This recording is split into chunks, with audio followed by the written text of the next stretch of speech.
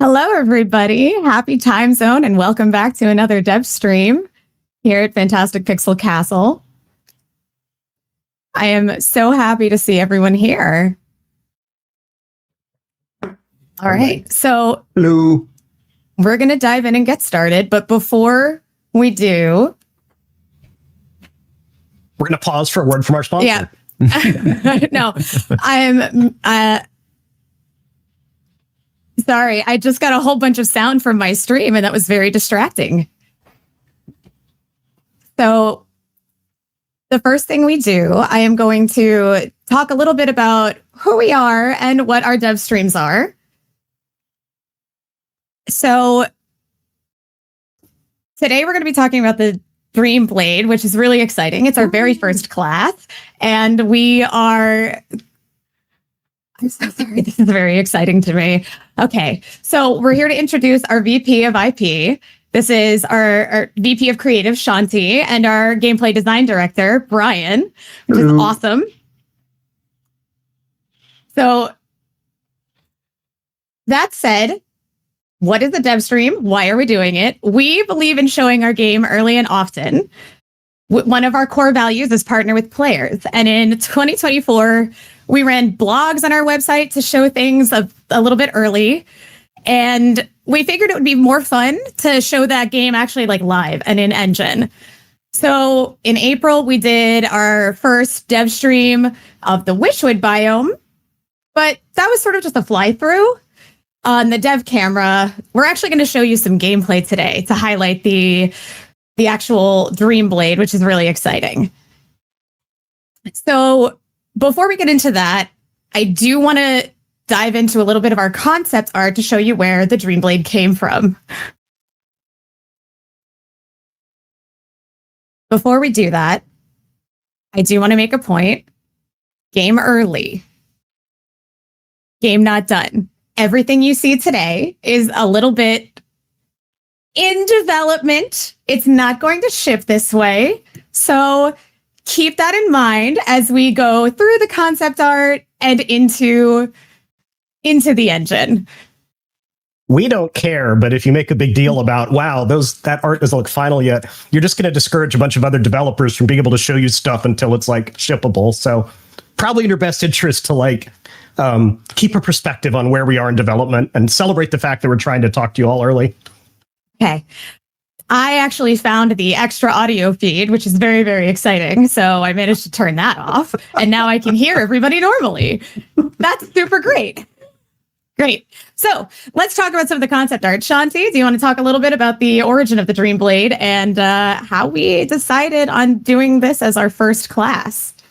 Definitely. So you can see this wonderful gentleman on the right here is kind of the illustrated version of the Dreamblade that we ended up landing on. But this isn't how a class is made from the start. This is almost like one of the end products before it actually goes into game.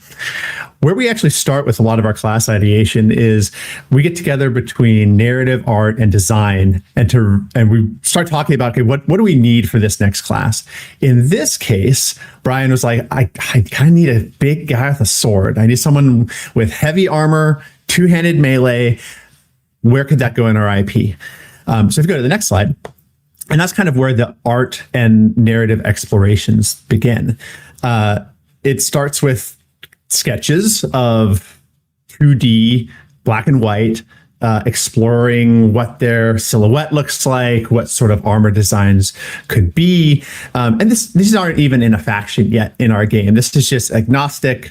These are some really awesome early sketches from Bart Johnson, our one of our concept artists. And you can see 789, there are a lot of these, right? Done quickly, cast a wide net. We have major factions in our game that players can play, and each one has like a very distinct visual identity, history, quests. They even have their own area in Haven, the city, where it's almost like a class hall, but for the entire faction and all the classes under it. But in some cases, we start with something more agnostic that's not really tied to a faction, and then start finding where it makes sense thematically or visually or narratively. So So this is when we were starting to move towards, okay, we think this class is part of the Emerald Court faction. And the Emerald Court is a group that's inspired by kind of Arthurian fey courts. It has a little dash of wuxia, like some you'll see that recognize some of the shape language, some of the weaponry. And this was an early concept that we started to gravitate towards. Because it's an MMO, we're going to need a lot of armors, a lot of weapons, and you can see some of the early explorations here of different types of two-handed greatswords that this class could potentially use. On the next slide, we have even more weapons because we did a lot of these. Experimenting with size, experimenting with like how weighty do they want to be, how would this animate, et cetera, et cetera. I like the piercings that are on these swords here. I think they're really interesting. Yeah, that's kind of from a kung fu aesthetic, right? It adds weight to the sword. Usually, it's for like sabers or machetes or that sort of thing. We brought a few in to see if we liked it, and we ended up not going with that direction specifically for kind of what we would build an engine now. But that's the wonderful part of MMOs. You get so many different weapon designs and armor designs that you can cast a really wide net on it. You may remember that in Ghost, each class has a signature weapon. So this is our greatsword user. There probably won't be another class that uses the greatsword. But that said, we also have room to experiment. Like, how far can we push it? Does it always have to have like one blade or two? Can it be curved sometimes? Because, you know, in a game like this, you're going to go through a lot of different weapons, even though they're all greatswords. We can have a lot of variety there. So we're exploring a little bit of how far can we push it before it no longer fits the Dreamblade kit. Exactly. And on the next slide, you'll even see it that we're still calling it a different name at this point. We're calling it the Dreamsteel Champion.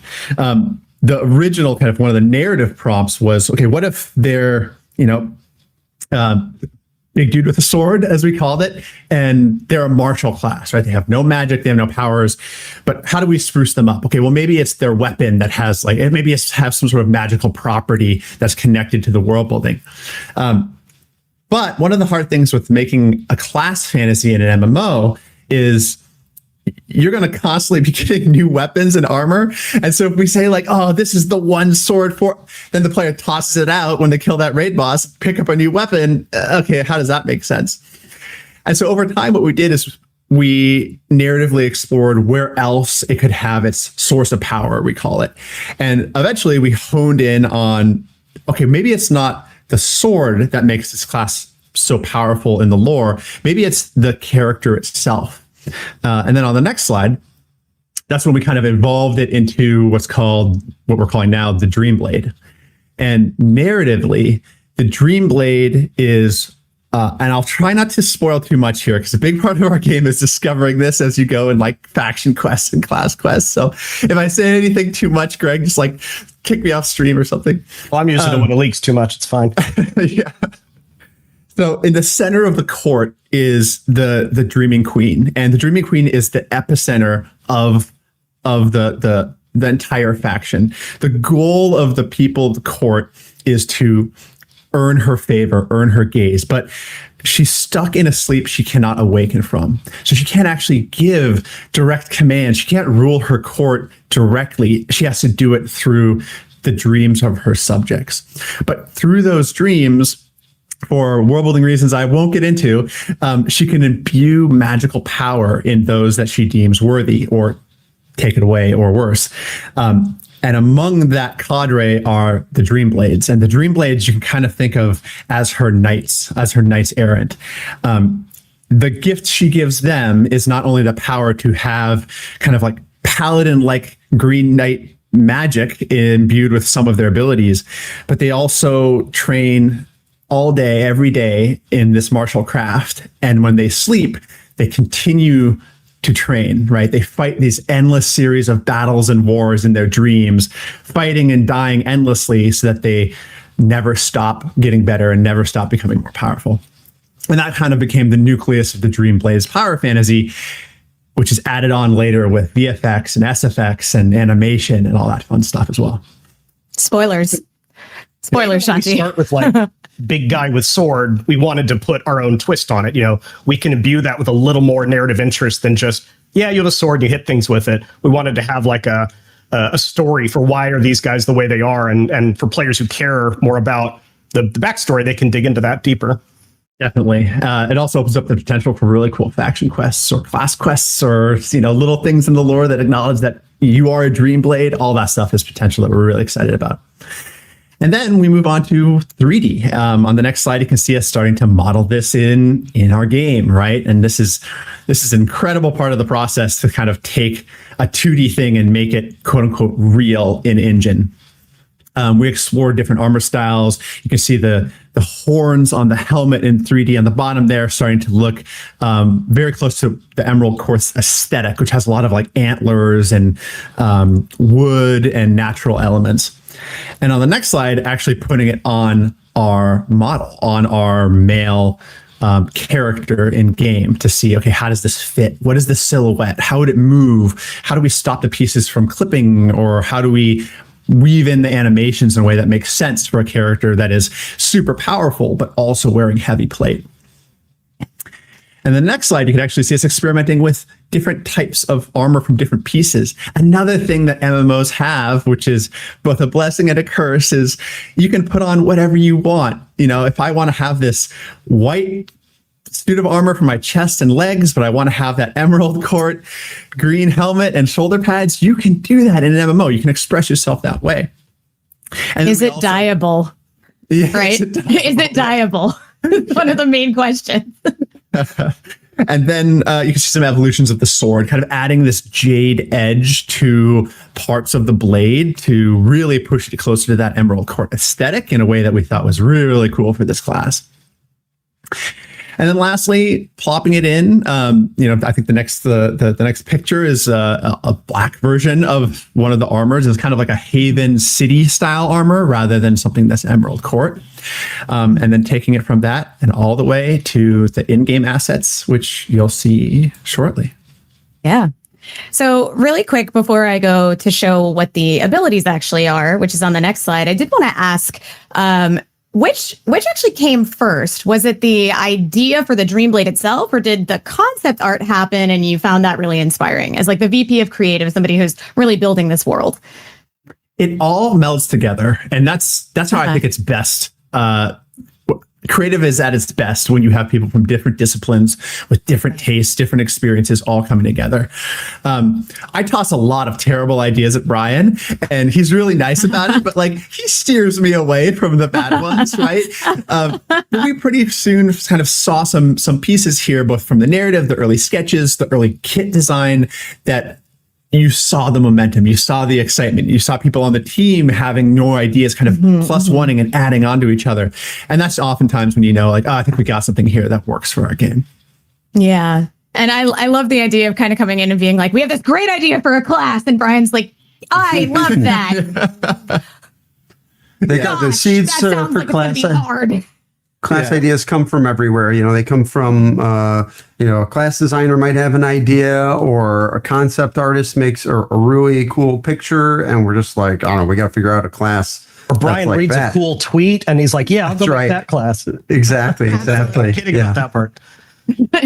Please do not tweet class ideas at Brian. He's very busy. That's how you get class ideas tweeted at Brian. I will say people on the team are tweeting me class ideas all the time just to figure the story. So we do have a question from the chat. Do you have to be a big guy if you want to play this class? Like, is this... No, not at all. Are we going to be gender locking our classes? No, I love that. Not at all. Not at all. Yeah. Big dude with sword was kind of like the shorthand we were using, because that is a very archetypal fantasy that a lot of players gravitate towards in games. That being said, people gravitate to all sorts of fantasies, including, to use a World of Warcraft example, people love their gnome warrior tank, right? And it's this tiny little character model with a tiny little shield, and they're invincible, right? And so one of our efforts is to go through and find out what are all of the major fantasies that players want, and how can we reflect that in our IP, in our classes, in our stories, and our fantasies. In terms of genders, we want to open up whatever it is players want to self-express as. And so we haven't made our character creator yet, but MMOs are about self-expression. They're about being able to make the character you want to make, and we really need to and want to empower people to be able to do that. One We're of not a hero collector like a a MOBA or a Genshin. This is your character. You design. You Yeah. decide their name. You decide what they look like. All of that. Yeah. So I did see in the chat there is a little bit of the sadness that we kind of moved away from the green and the gold. And I'm happy to tell you that while this model was something that we have in the game as like Haven armor is an idea for that, we did not actually move away from the green and the gold. Here is our splash image of the Dreamblade. This is the sort of like the really nice, beautiful painted art that we have of this class, and a breakdown of his abilities as a big sword person, a big sword class. We did, want this to be fun and interesting to play. So given all of the lore we just talked about, Brian, why don't you tell us a little bit about the abilities and what kind of class this is? So it is a melee damage class. It's not a tank, even though it's heavily armored. That's right. So a lot of things, like we said, go into deciding which class to work on first. Part of it is, hey, which one do we want to see first? But a part of it might be like, we have this other class that we sort of were prototyping, and we want to see how we can figure out how is armor going to work across classes. Or, we say, hey, we want to do melee a little different than other games have done it, and we feel like that's a big investment for us to do in terms of design and tech.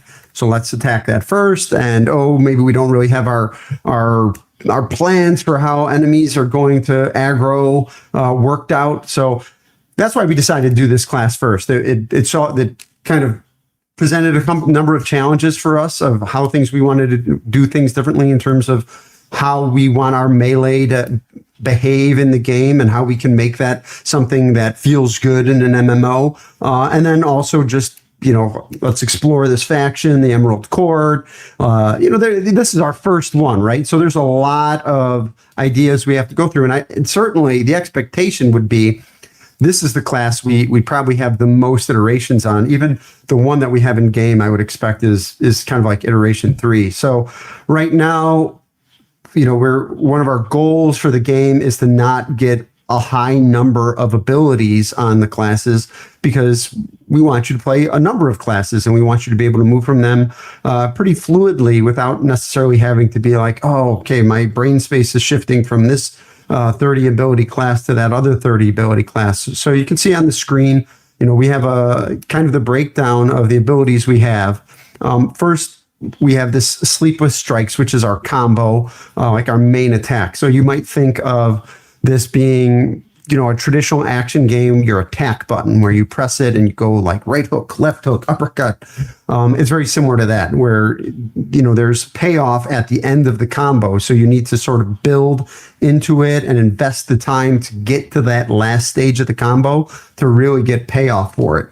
Just tapping the button once isn't going to be nearly as rewarding as getting through the full sequence. But then we have two kind of core melee buttons that you have. One here is called Decimate. This class is not necessarily a generator spender class, but it has, currently we're just using mana as a proxy. Maybe it'll become energy or dream aura or something like that. But right now that resource grows over time, and you have a spell Decimate that you spend your mana to inflict on people. So it's a big, powerful strike, big sweeping attack. And the idea is that you are going to want to use that Decimate to reset the cooldown of your primary rotational ability, which is called Glade Carver. And Glade Carver is a spinning attack. It's sort of thematic to all the things we talked about in terms of a Fey court, where you're just both hitting a single target really hard, and you're hitting all these people around you, and that has a decent cooldown. But Decimate resets the cooldown, so you sort of are using Glade Carver on cooldown. Then, if you have mana, you're spending Decimate to reset the cooldown of Glade Carver. If you run out of mana, then you switch over to using Intimidate, which is a button that deals damage to a primary target and sort of sucks this dream essence out of their brain. It's sort of like a psychic damage attack where you're pulling energy from them and giving it to yourself to sort of accelerate your mana regeneration really quickly. We also have Rude Awakening, which it kind of pairs with our ability Reverie. Reverie is sort of a stun or an incapacitate where it puts the target to sleep, and then Rude Awakening is a big sweeping energy sword attack that deals extra damage to them when they're stunned. And then there's their primary ability, their signature ultimate ability called Oathkeeper. We currently have a system similar to a lot of games with ultimates where you build up charge on your ultimate ability. And Oathkeeper is just about renewing your vow to the queen. She hears your renewed oath, gives you extra power, and then you go into like a hypercharged version of your rotation where you just have unlimited mana. You can decimate as many times as you want, and it's just a guarantee to proc Glade Carver, so you're just going back and forth between Glade Carver and Decimate for a short period of time, just doing a ton of damage. So that's, and then, this is just the foundation. One of the sort of pillars of our class design is room to grow, because we really want our gear to be interesting, and we want the gear to provide a lot of rotational hooks. So even though, this brief description of these classes, you're like, well, that doesn't seem like a lot. There's a lot of interaction we're planning with the monster behaviors, a lot of gear coming in and providing additional depth, but you have to have this kind of foundational layer at the bottom to kind of riff off of. So definitely. I also remember, Brian, one of the very first conversations was how complicated do we want this class to be? Mm-hmm. The low, medium, high complexity. And I think you made the right call of like, let's start with low complexity. Let's start with something that is accessible, something that will help us establish our combat foundations. That's right. I think you really nailed it with this one. And that's always a struggle too, especially when, we have people on the team. We're playing people are playing every day, and it's sort of like, hey, we're going to create varying levels of complexity across our classes, but for our first one, let's kind of make something that's pretty approachable right from the get-go. Yeah. I feel like Rude Awakening is just what my cat uses at 3 a.m. when he wants to be fed. And he just starts screaming. Yeah, he knows that one. He is the melee DPS. All right. So we've talked a lot about the abilities. Why don't we actually go to the game? Chat, do you want to see them in action? Do you want to see us play the Dreamblade? Yes, Space Cat is definitely a Dreamblade. Yes, my cat's a Dreamblade. Yeah. Okay. So yes, let's head on over, and we are going to actually take a look at this in Engine, which is really, really exciting. As we load in, a disclaimer and a reminder. This is you're looking behind the scenes at game dev in action. So you'll see a lot of VFX that are in various stages of development. Squint your eyes as you look at all of this, because none of this is done. But it's all directional, and we're all very excited with the progress we're making. So we want to share it with you today. It's also worth noting that when we say the Dreamblade is our first class, we do actually mean that. It is our first class and currently the only class. So what that means is that you're going to see sort of a tank archetype, a healer archetype, and a ranged DPS archetype. And those are what we like to call Unreal Man. So they're not going to look like that in the future. Don't worry.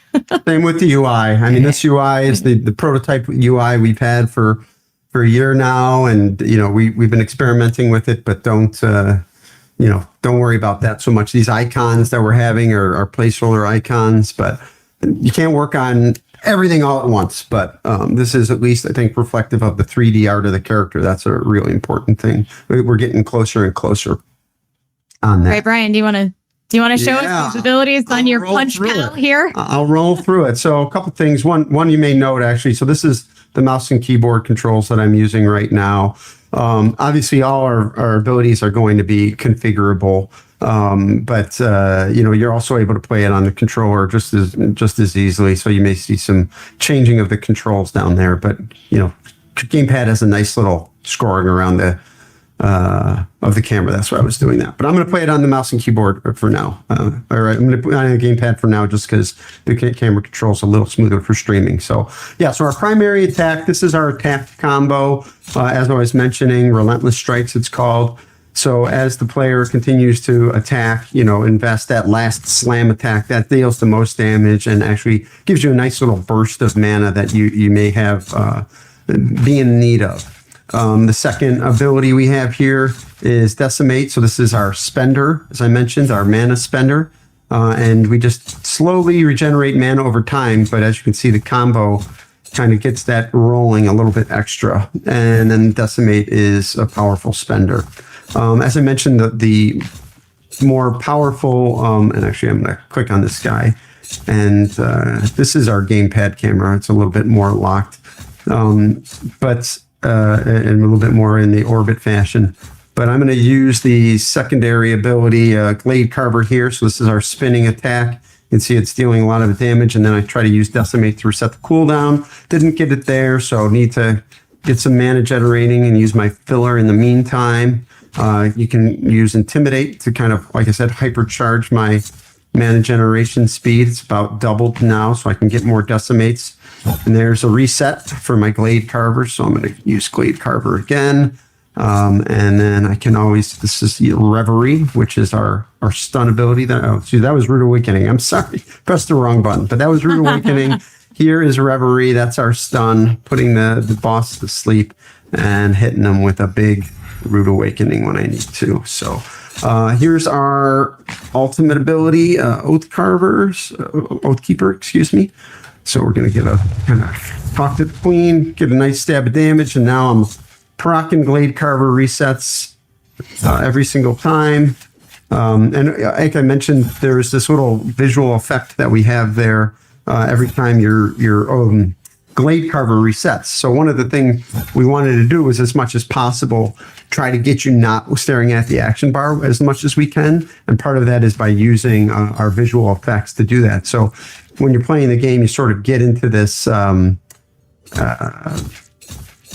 of, if I know that visual hook and I know there's an audio hook, I don't necessarily have to be staring at my action bar to determine, am I, do I have Decimate? Do I have Glade Carver?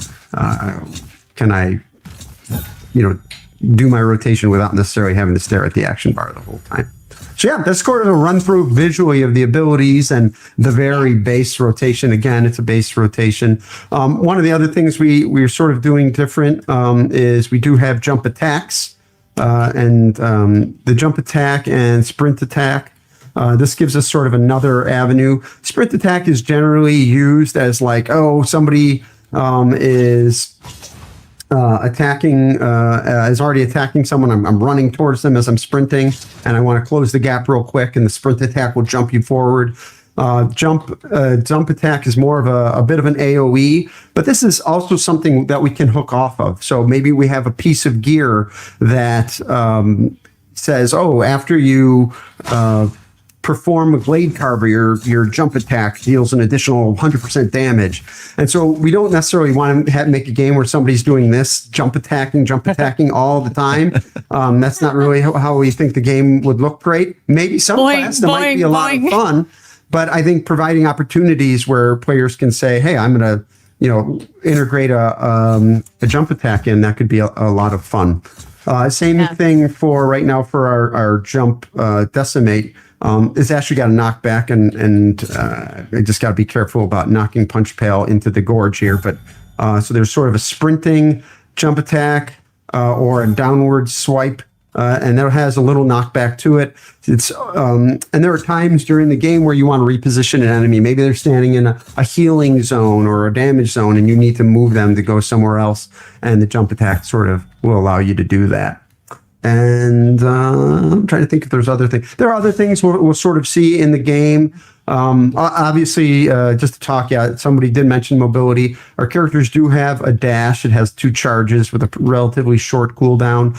Moving out of damage is a big part of our game, and we're still kind of iterating on how frequently you're doing that, how often you're dashing, how common it is, how far we move you in the dash, and how quickly. And also, I don't know, we'll probably see during combat something called counter, which is, we have this idea in our game called the monster is the proc. If you're not familiar with the term proc, that means kind of a random generated thing that you respond to in combat that alters your gameplay. And monsters will either do counterable attacks or dodgeable attacks that you have to interact with and can provide bonuses and changes to your rotation. So looks like the mannequins are getting restless. We got our tank mannequin over here, our healer mannequin, our Dr. ranged Healer. DPS, and it's exciting right now. These are all temp classes that we just build to be able to play the game with different roles, but very soon we're going to have actual classes for each one of those roles. Yeah, we even have that art in our current build right now, but we're just not going to show it to you. So that's right. Spoilers. Holding out. Spoilers. They're going to have to wait for the next dev stream for that. Okay, so why don't we actually head over and explore a little bit, see if we can find something to punch so we can see the Dreamblade in action with an actual party. Because this is, Ghost is going to be the kind of MMO that does stick to the Holy Trinity. Why fix it if it's not broken, right? We love the Holy Trinity. We all have our favorite classes that we like to play. So that being said, though, the Dreamblade's not supposed to sort of function in isolation. Let's see how it works in a class or in a party. Why don't we run over here? There's a big tower over this away. We can go check out. All right. Yeah, we're going to go to the village. I did see in chat, there was a question about our targeting. So is this a tab targeting or not kind of game? And the answer is it's a little bit of both. And why don't we fight this Cratch Fist here? We talked about the Cratch a little bit last time, and they are more in the build now, which is very exciting. But Brian, do you want to talk a little bit about our targeting? Our targeting? Yes, we have this two kind of versions of targeting. Our game is a tab targeting game. It is a traditional MMO game in terms of how you fight enemies. So you select a target and your attacks are going to hit them. But we have two. We have what we call hard targeting. So I clicked this guy, I selected him, and now he is my target, and everything I do is going to be hitting him. In that sense. Then we also have what we call soft targeting. So you might see that some of these enemies that I'll go find a couple of them up here. Yeah. I feel kind of bad. We interrupted his swimming time. He was like in the stream. Yes. He was just fishing and It's so like, God. You can see that my target is switching sort of based on like who's in the center of the screen and based on distance. These guys are tough, so I don't want to get too close to them. Yeah, that's a little spicy for our level right now. Yes, but these guys, I can select my target just by moving my screen, and it's almost like that is my tab target. And so if you see yellow highlights, that's what that is right now. And so you don't have to be clicking tab if you don't want to. You can just do it this way. I think we could take these guys, especially if I ult. Okay, if you say so. Sure. Let the tank We're doing it live. Gosh. The last that can happen. Yeah, what's the worst thing that can happen here? We all die on stream. That's fine. Don't worry about it. It's out, cool. you don't die. It's cool. Just keep them alive, healer. Okay. Yeah, if we die here, it's clearly the healer's problem. That's right. Oh, I missed the healer's problem. Let's finish off this fist real fast. Yeah. I'm honestly feeling so attacked right now. All right, the right broken horn next. All right. So as a healer, I will say the thing that I love about the targeting system that we have here. I got you. The thing that I love about the targeting system that we have is that the party UI is currently separate from the actual tab targeting UI. So I don't need to worry so much about accidentally trying to heal an enemy as I have in other games. Greg, I'm coming to you. Ghostcrawler. Oh, you got him up. Thank you. All right, I'm gonna ult. Ooh, I love that prototype ult art. The giant laser beam. So I warned you. There we go. Oh, no problem. Only 2 deaths. Both mine. Taking the loot. That's mine. Don't let your studio head die, everybody. Yeah. So we have a question in the chat. Is the revive mechanic just for prototyping? It's kind of an interesting one. Yeah, it's something we're experimenting with for sure right now. We think there's some potential and coolness there, but there's also some exploitability. So we're playing with it. We think it's another fun verb that can happen during combat. It creates sort of this dynamic situation that you have to deal with. It's certainly helpful in more casual scenarios, right? Where you're just, I'm sorry, we're going up here, right, Faye? Yep, we are. Okay. Come look at the town. Yeah, we're running around the blue zone, and you want to, you want to just be, don't want to have to run back to town or wipe or whatnot. So right now, yeah, we're experimenting with it. It is fun, but you have to do some types of mechanics around it in terms of, maybe every time you die, your res timer gets shorter or things like that. So a lot of experimentation on that. So one thing that just popped up on the UI over here is this optional objective if you walk up close enough to the Haven Forerunner. And something that I have been really enjoying, at least as I play and play test, is wandering around and trying to find interesting objectives in blue zones. And it's not just sort of go in, kick indoor, murder hobo your way through blue zone, right? There's going to be a lot of other stuff to do. And that's always been the dream of the blue zone, right, Greg? We really want the blue zone to be about exploration rather than kind of you memorize where everything is, or you go to a wiki and it just tells you where to go. We like the idea that you poke around, you're not sure what you're going to get. There may be objectives, there may be enemy camps and things like that. Yeah, that sense of discovery, of being able to find something new with your friends every time you go into a new blue zone, like that's so powerful. That's so powerful. And, a lot of times if you're doing the 10th run of the same zone, you don't have that anymore, but we think we found a solve for that. Just wanted, if I could address one thing in the chat. There is no, absolutely. This build does have collision with your teammates and with enemies, but we removed it in our latest build. I think kind of during prototype, we needed it for like enemy line, enemy pathing. Oh, we pulled these guys, Shanti. Alrighty. No worries. And so, we decided it's better for a smoother movement experience to just not have the collision. And there are other ways to cause enemies and players to spread out. So we won't be having enemy collision or player collision. Someone is asking about animation canceling as well, or. So fierce debate. They're currently. Hey guys, that chest might be a mimic. I'm not sure. No, that's a treasure chest. That's a treasure chest. Let's go get the treasure chest. See, it's just a treasure chest. How did we know? How could we have known? Sorry, Brian. Sorry. Oh, no problem. Just to address the animation canceling. That is, I think, something maybe one of our classes could have. I don't know that we want to make it a requisite for playing the class optimally. I think one of the goals of our game is to have this combat be approachable, because we want it to be about going on an adventure with your friends and as many of your friends as possible. That's good for us. It's good for you. For the game to be accessible and be about going on these, exploring and going through a world and going on adventures and quests.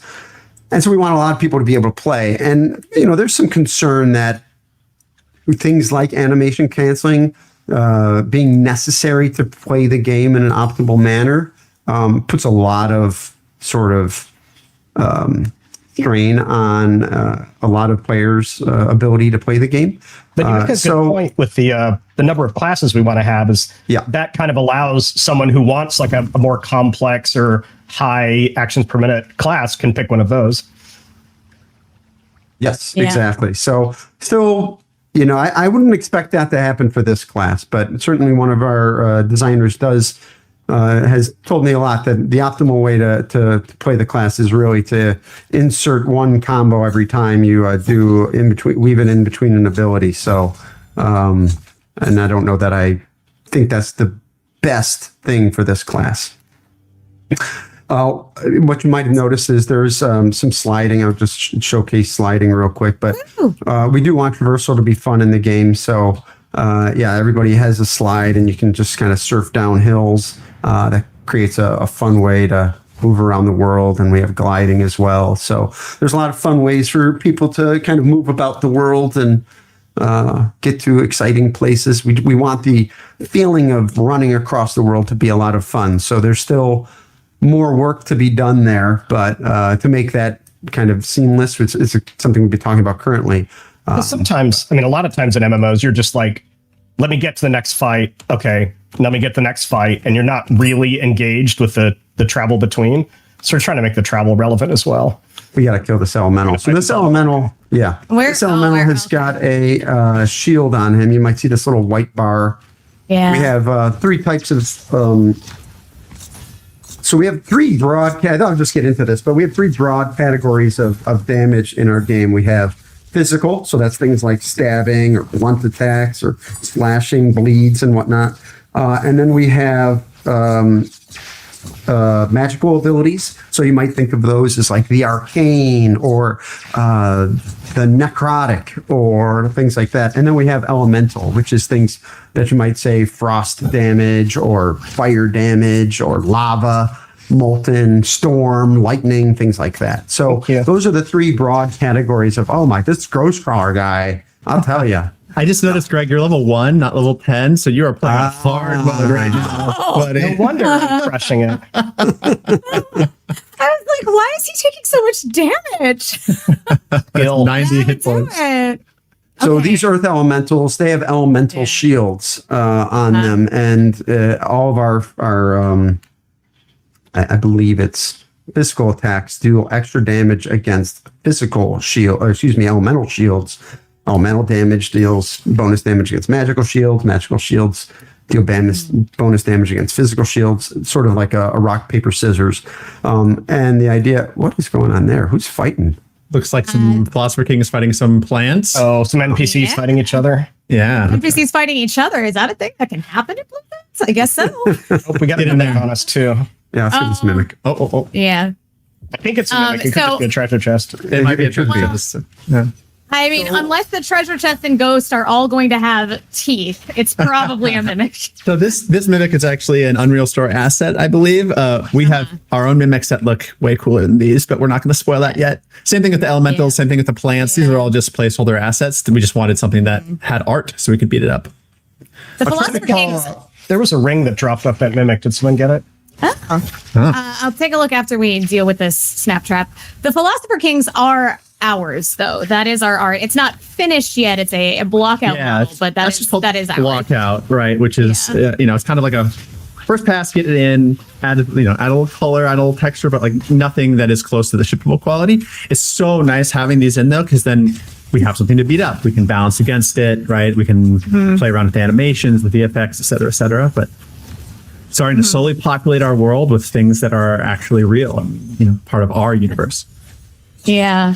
So two things, if I could just talk about. Yeah, go ahead, Brian. Real quick. One is, this is something we want to do more in the game. I was trying to line up my Rude Awakenings to really hit as many of those guys as possible. So having abilities that really rely on positioning and placement is going to be another part of Ghost that we want to sort of make the combat richer. And then I think I want to try to find people may have seen earlier, there was a little yellow flare on one of the monsters, and then I had a little C key up here over their head that said counter. So that's the counter mechanic when these enemies create counterable attacks, and you have to sort of react quickly. Press your right now counter is bound to C. Maybe you want to bind it to whatever you want. If you want to bind it to F or something else like that, and that just provides the a moment where you just stop their attack. It's kind of a kiss curse thing. If you don't stop them, they're going to damage you. If you do it, it'll give you an opportunity to damage them.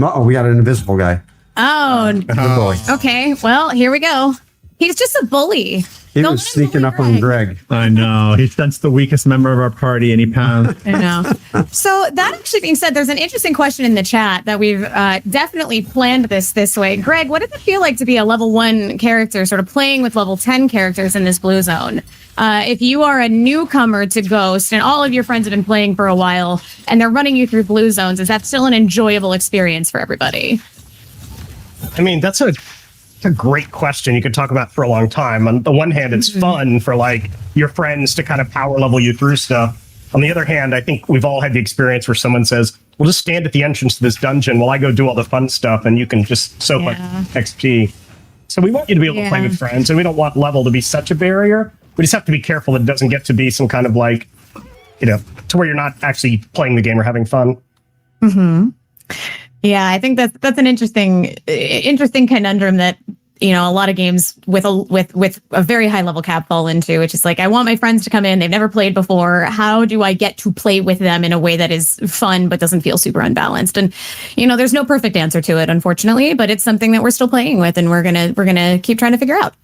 So why don't we run up into the forest this way? I was going to say, one of our mantras is, if people do something and it's kind of fun and it breaks the game a little bit, we're generally okay with that, as long as it doesn't become like the only way to play. Once it kind of gets reduced to that point, then it's actually taking choices away from players. Yeah. And that's where like skill modifiers based off of like gear you find on a shard or temporary buffs you have. That's where it can really be fun to find combinations you had no idea. And all of a sudden your Dreamblade is like maybe playing pretty differently, or playing with, abilities that are modified in really unique ways. Yeah. I see. So we've stumbled across a camp here of NPCs. Do you want to talk a little bit about the Felina here? Sure. Yeah. So the Felina are another one of the peoples of our universe. They are, they have moth antenna, moth wings. They are native to the Witchwood. They're a little bit capricious, a little bit whimsical, a little bit tricksy, but they're also not always hostile. So in this case, it looks like if we build some thorny walls for them, build some root traps, essentially build some defenses for them, they will turn friendly, potentially give us something. This is another thing that's kind of like generated on the blue zone when we made it and when logged in. Do you have any resources to build them anything, or do we need to go? I don't think I do either. Guess we'll save that all for another stream. Another stream. All right. Well, I guess you'll just have to tune in next time, everybody, for a fun explanation of all the other stuff you can do. I know there's like a lot of there's a lot of things in this game. I forgot we're showing a lot more than the rotations. Anyway. I know. Oops. Spoilers, everyone. That's why we tuned into the dev streams, though, because you're going to see a lot more than just the class or whatever the topic is. We're going to see more than what we intended to show you. Oh, no. I guess that's what happens when you're an open development studio. That's fun. All right. So Faye sort of alluded to this, but I did want to, highlight that, we have the party frame and the ability to party, to target your allies and target an enemy at the same time. And that does make it a lot easier for you. I know you alluded to this. I just sort of wanted to demonstrate what it meant so people could understand. Oh, yeah. You can kind of switch ally targeting. And giant plant. Yeah. Yes, we should not fight him, though. We should not fight him. No. That is also not art. That's a real lesson. Yeah, we tried that one recently, and we were we were shown the error of our ways fairly swiftly. So that's one that requires a bit of a level. I will say we're actually coming up on time to head into the Q&A section. So I think we should probably click away from the build for now. I'm sure people want to see more, but I do want to make sure we get time to answer more audience questions instead of just focusing on the game. So I'm going to exit out, and why don't we head back toward the chat and the stream, and I'll start gathering questions from the chat. Oh, okay. So this is actually funny because at one point in testing, we found that some of the best XP you could earn in the game was by jumping off of a cliff and respawning. You got quite a bit of XP from doing that as a player. And so all of our testers figured that out very quickly and leveled up very quickly, which is such early game tester energy. All right. Are you saying MMO players like to min-max? Yes. Yes, I am. I do too, as an MMO player. Alrighty. So we're going to head into the Q&A section now. I'm going to pull up the chats and keep an eye on them. Feel free to drop your questions here. If we don't get to it, I'll make sure to keep an eye and we'll gather them later and find a way to answer them outside of the stream. So I see a question here. Is there some kind of like level sync, especially for different levels between friends who might come in who are lower level or higher level going into the same blue zone area? Do we have a plan for that currently? I can kind of talk to that, and Greg, you can correct me if I'm wrong. I think the version of that we like best is the one where the higher level person plays with the lower level person, and we reward them at their level for it. Sort of bring them down rather than bring them all the way up, and you bypass a bunch of content and progression. So it's a little easier to have the higher level person come down and play alongside their friend. The other is that we have a ton of classes and ton of characters. So it's really easy to switch to a different character if you want. We want every character to be a class, every class. And so we don't want, that single character switching to a bunch of classes. So but we want it to be a very fluid and easy way to switch between your characters. And so in that way, make it very easy for you to play with your friends by maybe if you want to just progress a lower level character, or if you want your high level character to come down and play with your friend. Yeah. I mean, I think that's one of the most fun parts. I know as a Final Fantasy 14 player, I've tried to get my friends to come play with me a lot, and there's a lot of game there. So it's helpful to have some way of like playing with your friend who's level 30 when you're level 100, right? We've got a question from the chat on YouTube from Mika. How many classes are currently in development behind the scenes? Any cute little leaks that we might be willing to share? So, in our other build right now, we do have one for every role that is playable and has some block out art. And I'm sure we'll talk about those in the future. And then in paper design, we have dozens of classes in development, and certainly at launch, our plan was to have we've thrown the 30 number around a lot, but that's where we're sort of targeting. Because Greg, how many classes do you want to have at launch? Oh, I mean, I would like to have 30. That was even down from 50 at one point. I know. Right. I remember. but we do need to make sure that we have a split. We don't want to ship with like 20 tanks, for example. And Shanti mentioned that we have the different factions. We want to make sure that there's some coverage of all of the factions as well. Mm-hmm. We also want each class to feel distinct and unique, right? So some of that is in what the weapon they use. Some of that is in the source of power and what faction there is, what their, kind of their place in the world is. And some of that is the complexity or style of the kit, right? There's a lot of different class ideas we have and a lot of early designs that we think are really promising. And so no shortage of cool things here to fill out our roster of classes. Yeah. Speaking of the kit, we actually have a question in the chat, which is that what is ability progression going to look like? Is the Dreamblade going to only have these abilities, or is there going to be like more progression through leveling? Is it only going to come through gear? How do we plan on seeing classes evolve? I think the way, like, say, your abilities and your rotation are going to change is primarily going to be through gear. We've talked a little bit about whether we want to do like a talent system or some vertical, some kind of horizontal progression in terms of ability choice, but we'd rather focus on delivering a lot of different class ideas and fantasies than necessarily drilling really far and broad on a single one. So I think you're going to see a lot more of that kind of ability variety and evolution happen at the gear level. I think that just also provides great opportunity for gear to be super interesting, right? Rather than there be all this built-in customization and change on the character, we will let that kind of sit on gear as much as possible. Yeah. Weapons in particular, because they're class specific, we know that we can make all the great swords in the game affect the Dreamblade. So you could have some pretty complex stuff like your Rude Awakening also adds a dot and resets the cooldown on your blah, blah, blah, kind of standard set bonus or talent space to play in. And then I don't think it'd be fun to run around with 10 different swords, but maybe you keep a couple of swords and then depending on the situation, you might switch one out for a different rotation. And a cool idea that also we've been floated is sort of like subclasses, which are not necessarily, I configure my Dreamblade a little different from yours, but more of the idea that, there's group of Dreamblades who have fallen to darkness and they're called the Nightmare Blades, and they're Temp name. Yeah. And, instead of Glade Carver, they have, Malevolent Strike or something, and much of it is common, like they feel like a Dreamblade, but perhaps they have an ability different and their rotation is a bit different, but there's a lot of similarity between them and a Dreamblade, if that makes sense. Yeah. I think that's going to be a really interesting thing for players to get to actually really customize the way they want to play their class through picking up and trying out different kinds of gear and seeing what kind of works for you. I'm excited about it. We have a question from Twitch that sits near and dear to my heart as a healer main. What is the thought process around creating support classes of healers? Is it okay in your view to have a class that's not effective or kind of ineffective alone, but is a really powerful force multiplier in a group?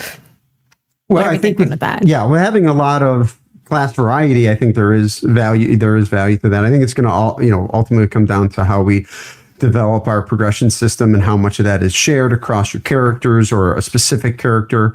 But certainly, if you have a lot of classes, I think it's a lot easier to say, yeah, this class plays a little bit better by itself out in the world, or this class really is reliant on other people to succeed. But one of the things with our roles, and for the reason that we played the game with a full group today, was we want those roles to really have kind of importance and have you depend on each other. So it's really, it would be hard for us to have done what we just did without a healer, right? Healers are here to restore our health bars when we take damage. Tanks are here to reduce the amount of damage we take. And melee and range DPS are here to kill things very quickly, so that the healers and the tanks don't run out of gas before the encounter is over. So, sort of answer that question is, we do want it to be really like, healers will have a basic damage rotation, so they can kill a small monster that's attacking them all by themselves. But it's not. But our game is intended to be played with groups when you're doing very difficult group content, and to have this reliance on each other, this kind of need to have your friend with you to help provide kind of just this value to other people, just kind of by the choices you make about the classes and the roles that you're playing.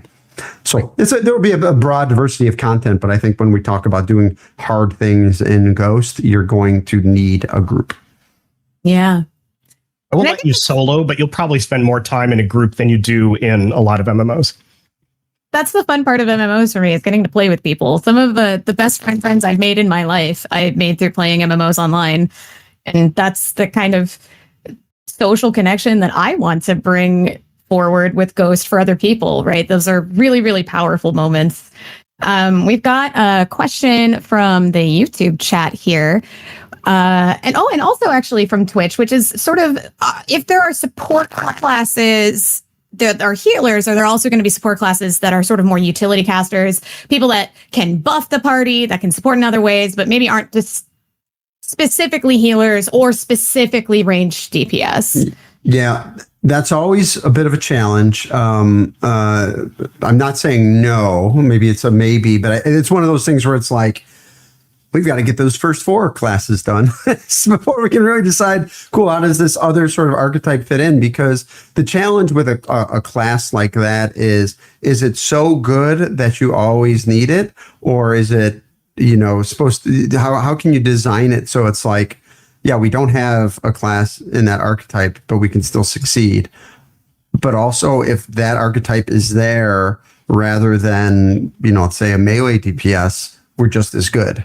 And so that can be kind of a challenge with designing a class like that. So not ruling it out, just thinking we're going to be targeting the 4 specific roles first, and then seeing if we can find a way for support classes to fit in. We do think there's a lot of value to classes bringing some sort of bonus or utility to the group, and we're going to certainly look for ways to do that. I think that's one of the things we feel like, let's say Dreamblade as an example, is sort of missing. Is sure they have the stun, but it's not like, oh, the Dreamblade is here, we're all doing 20% more damage or something like that. So something for us to kind of spin at. I don't think we have the answer to that yet.